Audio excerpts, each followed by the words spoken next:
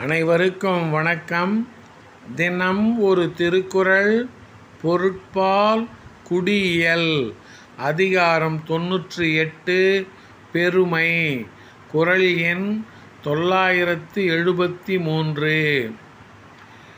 மேலிருந்தும் மேலல்லார் மேலல்லர், கீழிருந்தும் கீழல்லார் கீழல்லவர்.